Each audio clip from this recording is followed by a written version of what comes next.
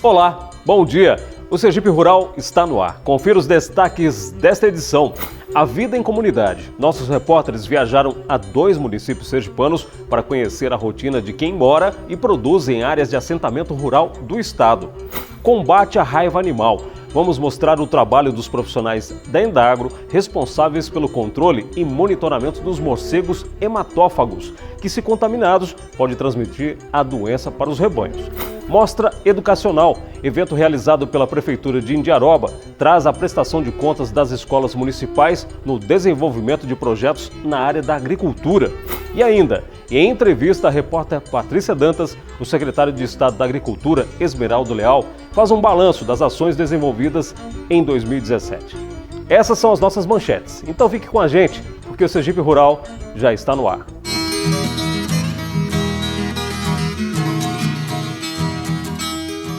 Esta semana, nossa equipe de reportagem viajou ao município de Riachão do Dantas, no sul do estado, para ver na prática o trabalho desenvolvido pela Endagro no controle e monitoramento dos chamados morcegos hematófagos, aqueles que se alimentam de sangue. A preocupação do órgão é com a transmissão da raiva animal. Deixa eu explicar melhor. Caso os animais estejam contaminados com a doença, o risco é que eles transmitam para os rebanhos. Veja na reportagem de Patrícia Dantas. O dia está quase no fim e nessa fazenda em Riachão do Dantas o gado pasta tranquilo. Ali perto vão começar os trabalhos da equipe de controle da raiva em herbívoros. Eles estão com todos os equipamentos necessários para fazer o trabalho: rede, capacete com lanterna, lanterna de mão, macacão, botas de borracha e, claro, as luvas com proteção redobrada. Dentro dessa furna usada como passa-gado, situada logo abaixo da pista, encontramos muitos morcegos. Messias, da equipe de captura, nos pede cautela, já que além da presença dos morcegos, o local está alagado por causa das chuvas. A quantidade desses animais impressiona. Calculamos 3 mil morcegos, só hematófilo, né? Mais ou menos, calculamos uns 3 mil, tem bastante morcego aqui. As marcas escuras nas paredes são fezes e revelam que aqui existem morcegos que se alimentam de sangue, os conhecidos hematófagos. O cheiro do local é forte, mas a ventilação permite algum conforto usando as máscaras. Com calma, percebemos eles aglutinados no alto da estrutura de concreto. Mas eles não são as únicas espécies por aqui. Nós temos os morcegos frungívoros, aqueles que se alimentam de frutas e que saem semeando as sementes por esse mundo afora. Temos os insetívoros que comem vários insetos e ajudam o ser humano. Os polinívoros que ajudam a polinizar as frutas e até os vampiros, os morcegos pescadores. Então, nós temos o cuidado para preservar ao máximo esses morcegos. O trabalho que é desenvolvido em locais como esses tem uma metodologia própria. A rede é montada e, por terem uma visão ruim, os morcegos acabam capturados. Eles são retirados com cuidado. Os morcegos que não se alimentam de sangue são soltos e os outros recebem um tratamento. Uma parte também é capturada para análise para verificar se estão contaminados com a raiva. A partir do momento que a gente encontra a furna, aí a gente começa a fazer a captura. E aí é onde está o controle. A cada 60 dias tem que voltar para fazer o monitoramento daquela furna, se ver se aumentou ou diminuiu o número de morcegos. Existe também uma pasta vaporicida. Explique para a gente o que é que essa pasta faz e como é que ela é aplicada. É justamente nesses morcegos que são capturados, não é isso? Essa pomada, os morcegos são capturados e depois que termina a captura, são pegos de um para um e passado essa pomada vampiricida. E aí, depois que a gente passa a pomada vampiricida, ele vai até a furna. A gente solta ele de volta, eles vão até a furna e lá, cada morcego daquele que a gente chama que tratou, que passou a pomada, ele tem possibilidade de matar no mínimo 20 morcegos. Os morcegos hematófagos têm características únicas, como o nariz que lembra um focinho de porco e a ausência dessa membrana entre as pernas. Eles são exclusivamente noturnos e a presença deles pelo dia pode indicar que estão doentes, possivelmente com a raiva. É preciso comunicar a Indagro.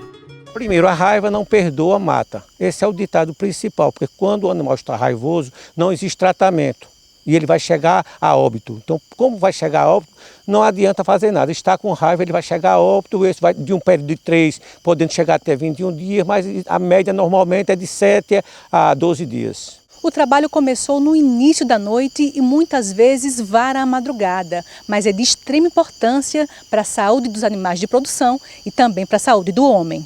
A taxa de mortalidade entre os animais contaminados com a raiva é próxima de 100%. O responsável pelo programa explica a importância desse trabalho de captura e da correta vacinação dos animais. É importantíssimo na base econômica da pecuária do estado de Sergipe, como também do Brasil. Você viu que houve um caso de raiva no Pará, em Minas, em Rio Grande do Sul. Então, economicamente, é muito viável fazer a vacinação. Então, a prevenção de raiva é quase obrigatório. Se o fazendeiro observar, se ele vacinar o gado, um rebanho de 100 cabeças, se ele perder um animal em um ano, o prejuízo é bem maior do que a vacinação. A seguir, a gente destaca a vida nos assentamentos rurais. Nossa equipe viajou esta semana a 2 municípios para conhecer a rotina de produção e convívio em sociedade. E ainda, nossos repórteres acompanharam a mostra educacional de Indiaroba, que apresentou o balanço dos projetos desenvolvidos pelas escolas na área agrícola. É depois do intervalo. Não saia daí. O Sergipe Rural volta já.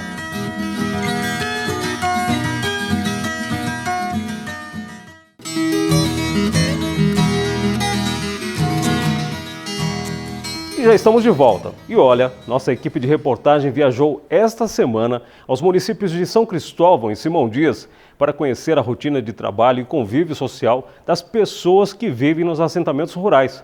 Acompanhe. Este é o acampamento Emília Maria. Plantar e colher faz parte da rotina dos acampados. Antes, nessa terra, só havia eucaliptos. Hoje o plantio é diversificado.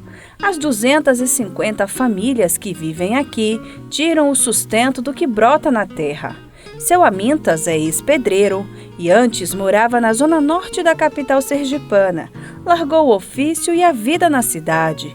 Hoje trabalha na roça e afirma que a mudança foi para melhor. Fui convidado, gostei, fiquei e deixei a vida de pedreiro. Pesando 104 quilos, diabetes, pressão alta e colesterol, tudo. Hoje não, hoje eu tenho minha vida ativa, trabalho muito na roça. Veja aí o corpo como é que está, era 104 quilos, todo desse jeito, entendeu? E não tomo mais remédio de pressão, não tomo remédio mais de colesterol, só tomo a insulina. Isso aí eu tomo cedinho, tomo meu café, caio na roça, estava na roça, vim agora. O acampamento foi erguido há 1 ano e meio. Nesse período foram construídos um espaço para reuniões, uma mini biblioteca e já começa a nascer um projeto para uma escola.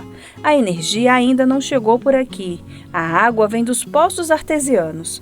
De acordo com o coordenador do movimento, a preocupação vai além da moradia.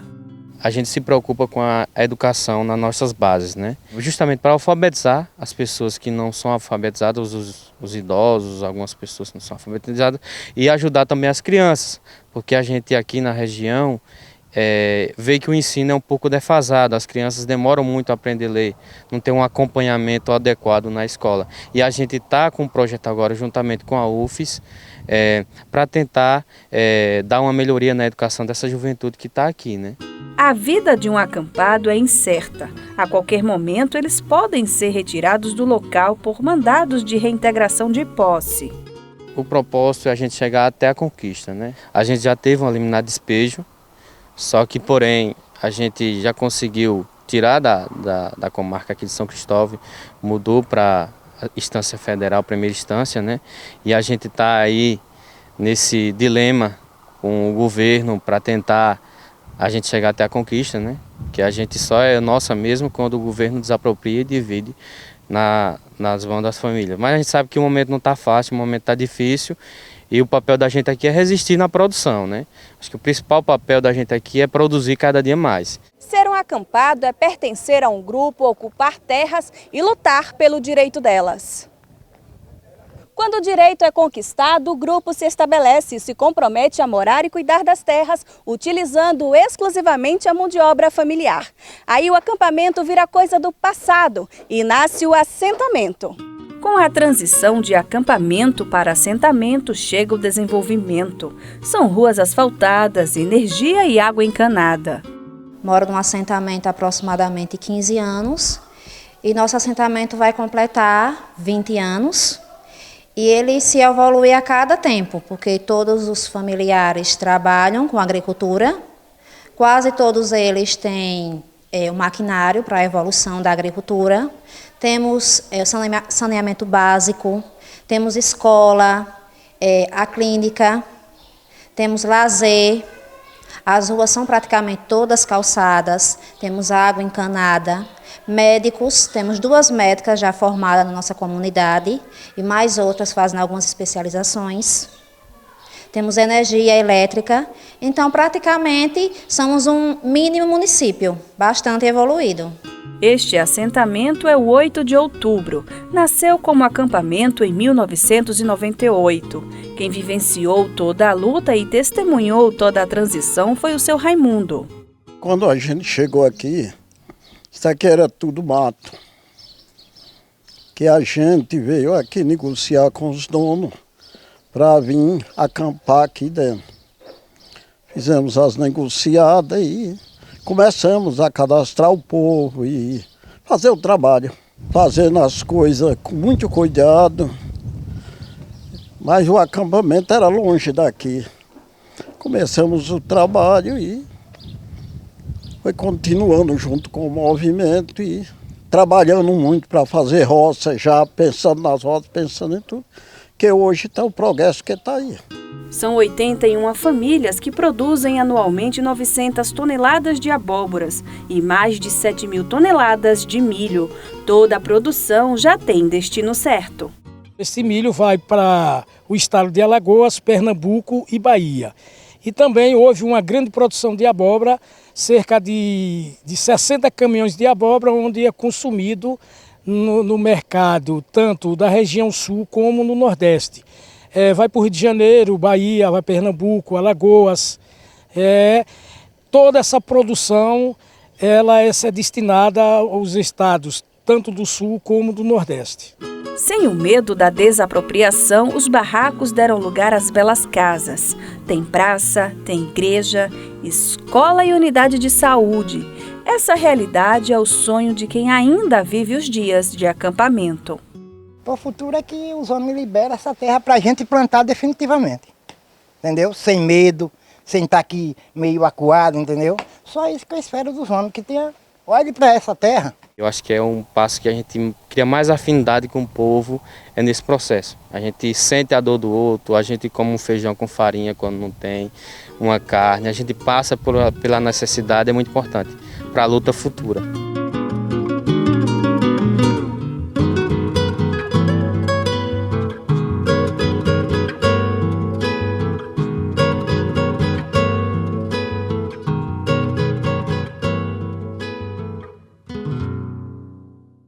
E o município de Indiaroba, na região sul do estado, reuniu professores e alunos para apresentar os resultados dos projetos desenvolvidos este ano nas escolas da rede municipal com foco na agricultura.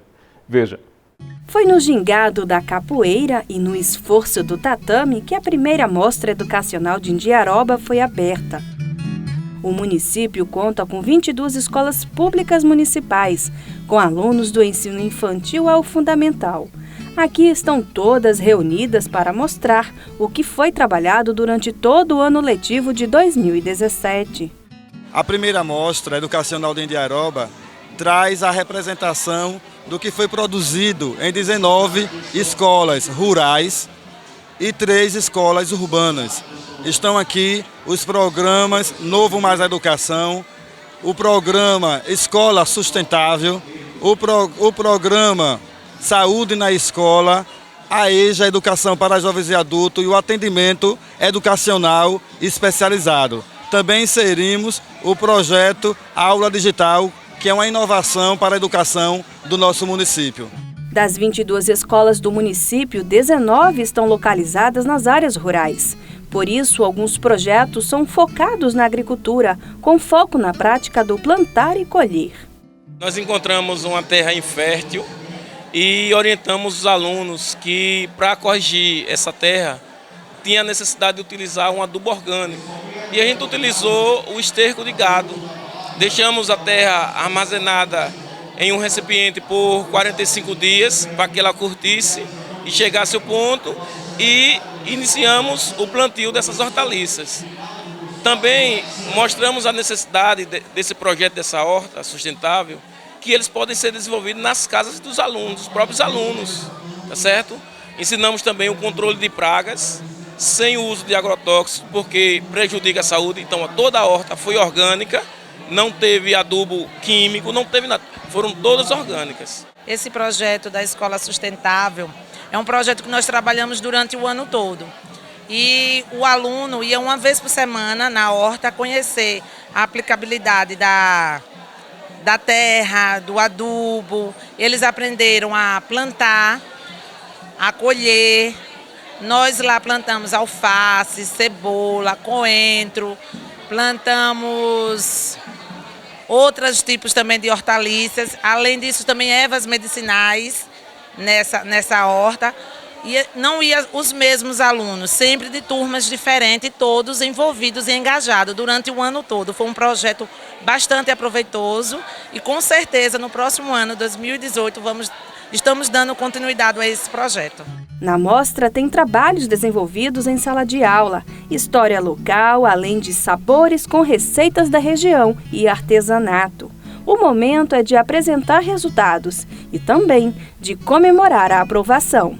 Porque esse momento é muito agradável para mim e nesse ano também para me descansar e ter mais esforço para o próximo ano da energia. E eu agradeço a Deus também que eu passei de ano e eu agradeço também aos professores que me ensinou durante esse tempo todo o trabalho que eles teve, o esforço, o ensinamento todo que ele tivesse. Em instantes, em entrevista exclusiva, a repórter Patrícia Dantas, secretária de Estado da Agricultura, faz o balanço das ações em 2017. Não saia daí! O Sergipe Rural volta já.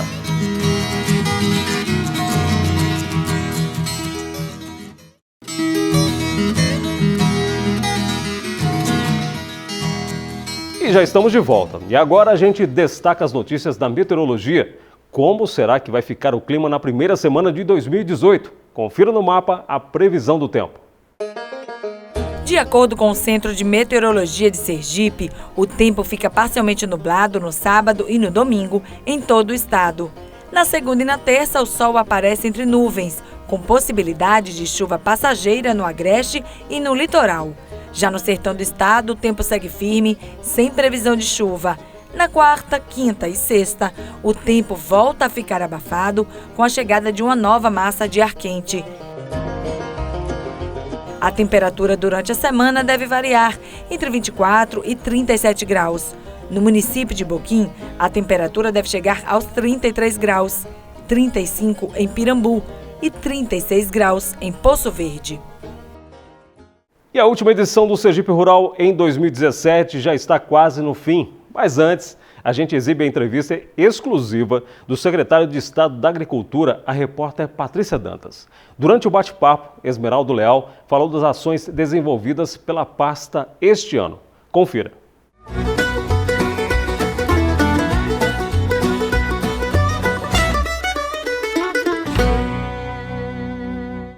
2017 está no fim. Para a agricultura foi um ano muito especial, de muita fartura, de muita comida para o gado, de açudes cheios, de produção recorde. E sobre esse ano muito especial, a gente conversa agora com o secretário de Agricultura do Estado, Esmeraldo Leal. Depois de um ano difícil, como foi 2016, secretário, estamos num ano de bênçãos, de muitas boas notícias.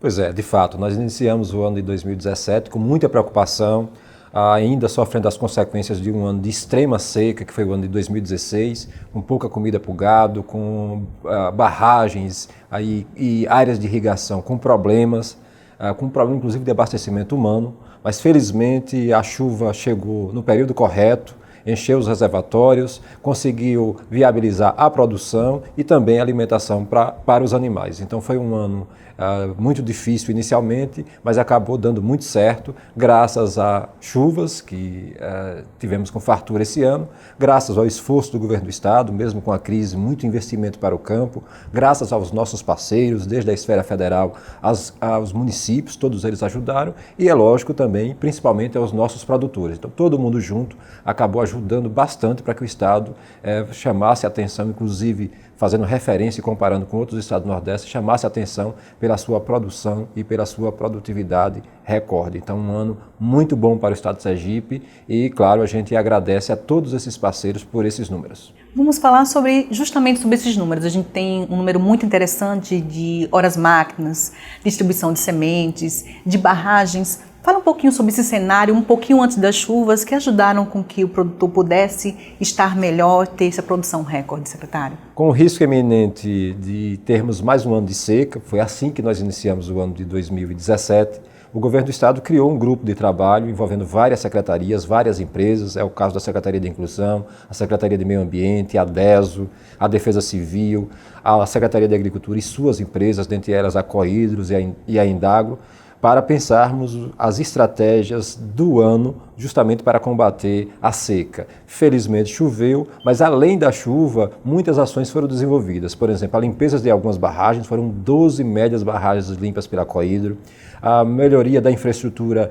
de irrigação dos nossos 6 grandes perímetros de irrigação do estado de Sergipe, um programa de distribuição de material forrageiro que contemplou todos os municípios, ou principalmente os municípios com decreto de emergência, prioritariamente os municípios com decreto de emergência, criou as condições para que em determinadas parcerias ou com determinadas parcerias a gente pudesse intensificar a perfuração de poços, a impulsão cada vez maior do nosso sistema de abastecimento d'água, seja através dos poços artesianos ou dos sistemas simplificados de abastecimento humano que nós construímos através da Cohidro, mas também através da DESO. Muitos pontos que tinham dificuldade de acesso à água, acabamos criando as condições para que a água chegasse em povoado, em comunidades distantes. Então, todas essas forças-tarefas, por exemplo, a Secretaria de Inclusão participou através da Defesa Civil de distribuição de material forrageiro, da mesma forma que a DESO ou a Secretaria de Meio Ambiente